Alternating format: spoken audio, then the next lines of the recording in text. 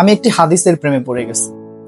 হাদিসটা হচ্ছে ঠিক এমন যে যখন বান্দা একটি ঘরে কান্না শুরু করে এবং তখন আল্লাহর ফেরেশতারা বলে যে আল্লাহ তোমার এই বান্দাটা কি জন্য কষ্ট পাচ্ছে, এবং ফেরেশতারা আল্লাহর কাছে কান্নাকাটি করে বলে যে তার মনের ব্যথাকে তুমি আল্লাহ কমিয়ে দাও। তখন আল্লাহ তাআলা বলেন যে আমার বান্দা এমন কোনো কিছুর মায়া পড়েছিল বা ভালোবেসেছিল যা আমার চাইতে সে বেশি ওই জিনিসটার প্রতি ভালোবেসে ফেলেছিল।